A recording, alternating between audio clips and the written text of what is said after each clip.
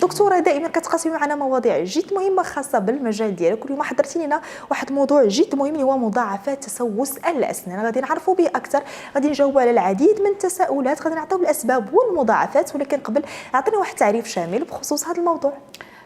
تسوس الأسنان هو ضرر أو مشكل لقيس الأسنان اللي ناتج عن تراكم البكتيريا، وهذيك البكتيريا كتتغذى من بقايا الأطعمة خاصة اللي غنية بالسكريات، وكتفرز أحماض، وهذوك الأحماض هما اللي كيقوموا بتحلل المينا ليماي ديال السنة، يعني الطبقة الخارجية الصلبة، والتحلل هو ينتج عنده ثقب. نعم. وهذاك الثقب هو السوسه.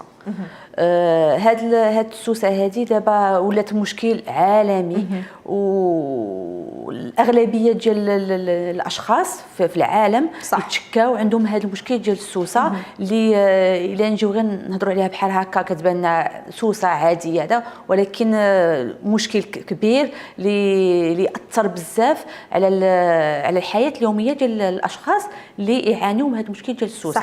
صح دكتوره، ومن خلال هذه الصوره اللي كنشاهدوا كنوضحوا مراحل تسوس الاسنان من بدايه الخطوه الاولى حتى النهايه، حتى كنوصلوا لمرحله ديال التسوس. فعلا عندنا التسوس الاسنان الاسباب ديالو. اولا نهضروا على الاسباب، قبل ما نهضروا على الاسباب خصنا نتكلموا على السنه. شنو هي السنه؟ السنه هي متكونه بطبقات. عندك المينا هو ليماي اللي هو صلبه، هي هذه الطبقات كتكون صلبه جدا، لهذا ماشي كاع الناس كتجي عندهم السوسه. صح.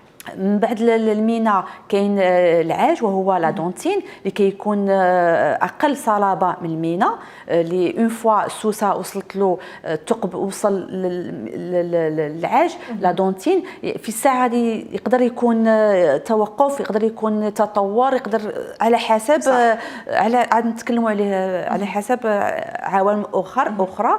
ولا كان في غياب العلاج طبعا هذيك السوسه كتطور وتمشي طبقات، حيت لا دونتين بداتها فيها طبقات،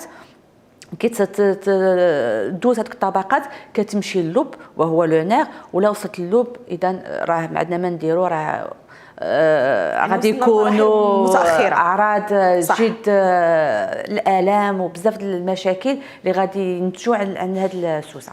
ما بين الاسباب اللي كتنتج عندها السوسه هي البكتيريا. ديما حنا في الفم نهضروا على البكتيريا، بغات اللثه ولا العظم ولا توجو عندنا هذاك لو بيوفيم، لا بلاك بكتيريان، لوحات البكتيريا هي السبب الرئيسي اللي يعطي السوسه.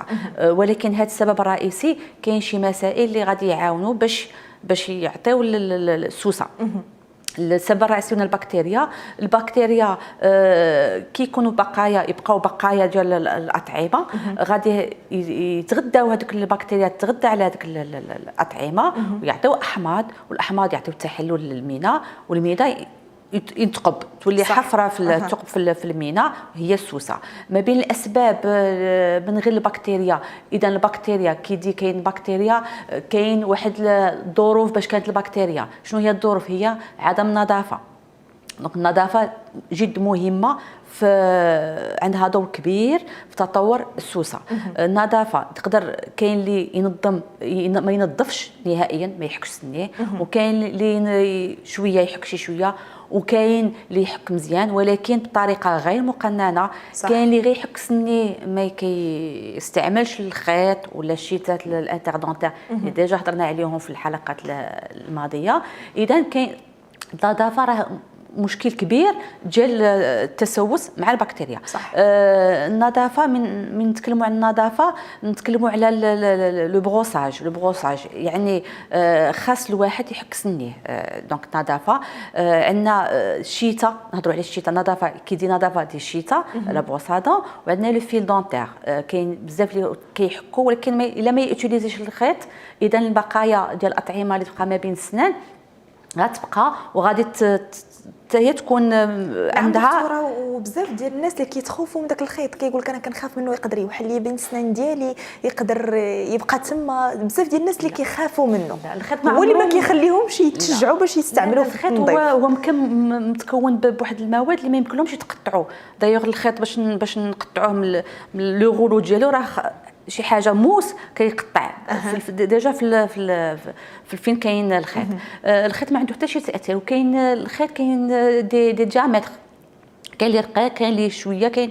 والخيط يمكن له يدوز، ما يمكنش ما بين السنان. يعني حتى كيفاش نختاروه ضروري خصنا نستشروا مع الطبيب. وي من الاحسن، علاش لا.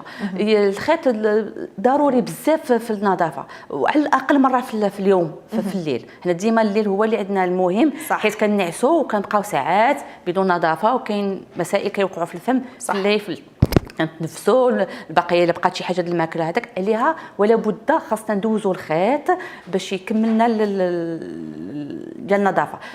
حنا نهضروا دابا على الاسباب، ما نمشيوش للحلول، نهضروا على الاسباب. الاسباب هنا المشكل ديال النظافه. عندنا السوسه كتكون غالبا في الاضراس. علاش الموقع الاضراس؟ حيت الاضراس فيهم دي سيون، فيهم حفاري، سي اناتوميك. كاين دي سيون، كاين فين حيت هذوك لي سيون ربي خالقهم باش المضيغ، باش يكون لا ماستيكاسيون تكون مزيانه. اذا كاين واحد الحفاري اللي يمكن الماكله كتبقى فيهم. عليها كان نهضروا على توجو على النظافه اون ريلاسيون، حتى هي عندها علاقه مع الاناتومي ديال الضرسه. من ما كنحكوش مزيان اذا غادي تبقاو شويه د البقايا. هاد الناس اللي كيحكوا، ما نهضرش الناس اللي ما كيحكوش، الناس اللي كيحكوا تبقى شويه د البقايا في هذيك الاضراس، في هذيك الحفار لي سيون لي كريت، وكيبقاو هما اللي ينشئ عليهم السوسه. مما نهضروا على النظافه، نهضروا ايضا على شنو كناكلوا ولا فريكونس، عدد المرات اللي كنتناولوا. حنا نورمالمون عندنا الوجبات ديالنا، كاين الفطور، الغداء، الكوتي، العشاء، كاين بزاف معروفين. غتفطري غتحكي مزيان، بعض المرات تشلي بالمحلول اللي فيه دي زونتيسيبتيك اللي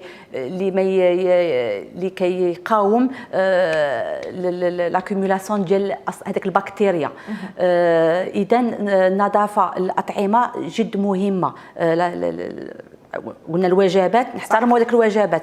ما مزيانش الواحد كل دقيقه يمشي هاخذ بسكوي، هاخذ ان بونبون، هاخذ المهم عصير، قهوه، اتاي. اذا ما خاصش يبقاو البقايا. الفكره هي البقايا ديال المشروبات ولا المأكولات اللي خاصه تكون غنيه بالسكريات، ما خاصهاش تبقى في الفم. من بين الاسباب هضرنا على النظافه، هضرنا على الموقع ديال هذاك. اذا الاطعمه كاين اسباب اخرى، هي بعض الامراض بحال السكري، لو ديابيت. هو الناس اللي عندهم السكري خاصهم يحرصوا بزاف على النظافه وعلى طبيب الاسنان داكشي، حيت عندهم مدة السكر في الدم ديالهم اكثر من الناس العاديين. اذا عندهم واحد المشكل في السعل، صح، يقدر تكون السوسه عندهم. عندنا الجفاف الفم، لا سيشريس بوكال، حتى هي مهمه، جد مهمه. بزاف الناس اللي يتجاهلوها، كيقول لك كيفاش انا نحك مزيان وانا كندير الخيط وهذا وعندي السوسه. عندها علاقه مع اللعاب، لا سيشريس بوكال. عليها الواحد خصو يشخص ولا تكون عنده فكره، عنده سوسه، خص تكون فكره المشاكل اللي يعاونوا لتطور السوسه.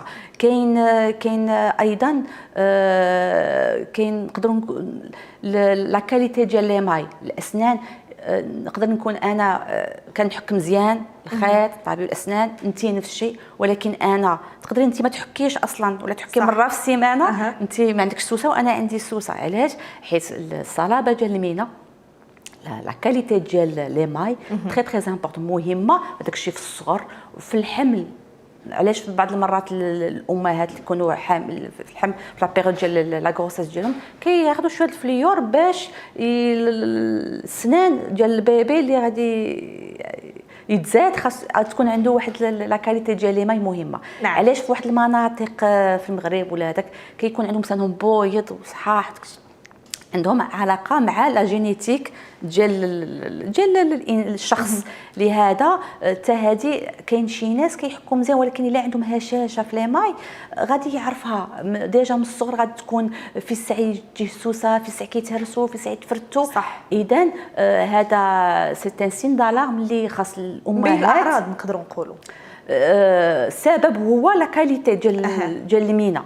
اذا تعطي السوسه، اذا اللي عنده هشاشه في المينا ديالو في الاسنان، لا كاليتي ديال لي ماي ديالو، هذا خصو ديما يدير في بالو راه يمكن السوسه في ساعه غادي تجي بارابور.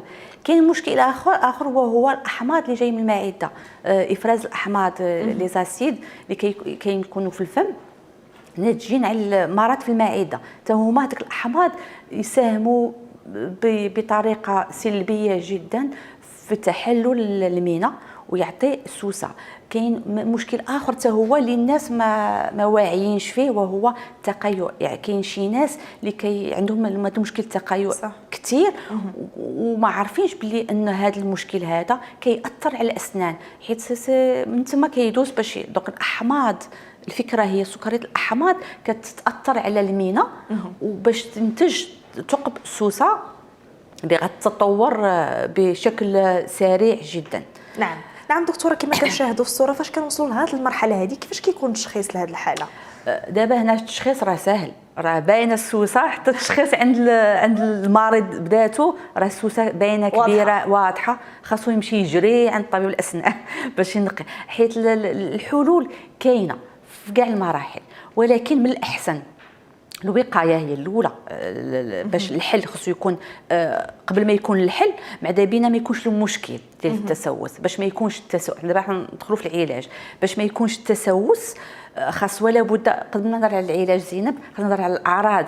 هو الالم هو اللي كيدي، وما ادراك ما الالم. المشكل ديال الناس كيجيو بالالم، ما كنفهموهم سي نورمال. الدونتيست ما كيبغيوش الناس، حيت اي واحد راه عنده واحد لو باسي، عنده واحد التروماتيزم في الصغر ديالو، اذا كيكره الدونتيست. المشكل اللي كنقول لي باسيون، الناس اللي كيجيو عندي كنقول لهم الاسنان راه ماشي بحال الصحه. ضرك الراس غتاخدي دوليبران، مشى الحريق الاسنان الا كان حريق شويه راه غادي يكون بعد الحريق بزاف، وغادي كاين واحد الاعراض اللي غادي هذاك، وكاين واحد المشكل كبير اللي غادي يقدر يفقد به السنه، حيت يخاف يمشي عند طبيب الاسنان. اذا ما بين الاعراض نهضر على الالم بعض المرات كيكون الم صغير، غير يلاه في البروده، يلاه في السخونيه، الا ما شربش ولا ما كلاش ولا ما كاش الم. هذه سي ان سين اللي باش خصو يمشي عند طبيب الاسنان قبل ما يبدا الالم. ديجا قبل ما ونتفاداو دكتوره، تقدري تتفقي معايا داك المسكنات اللي دائما كناخذوهم فاش يجينا الالم، دائما يعني كنعتمدوا عليهم، هما اللي كيخليو الاسنان ديالنا تدهور في الحاله ديالهم. سيغ، وهذاك المسكنات راه المشكل ديالهم تدهور الاسنان، والمعده حتى هي كتضرب، راه عندهم دي ريبركسيون سلبيه، جد سلبيه على المعده. دونك ما مزيانش الواحد كاين مشكل، راه كاين مشكل خاصك تحل المشكل. ما تبقاش تو روبورت لهذاك هذا دابا يمكن غادي يمشي الحريق. لا، الحريق ما غاديش يمشي، غادي يزيد، هذه ظاهره. ولا مشى الحريق نهائيا هذا يعني ان هذيك الضرسه راه مات، العرق ديالها راه مات. واذا الا مات العرق ما كاينش كاع الحريق، سوسه كبيره وثقب كبير وبروفون داك الشيء وما كاينش الحريق، هذا ماشي شي حاجه مزيانه.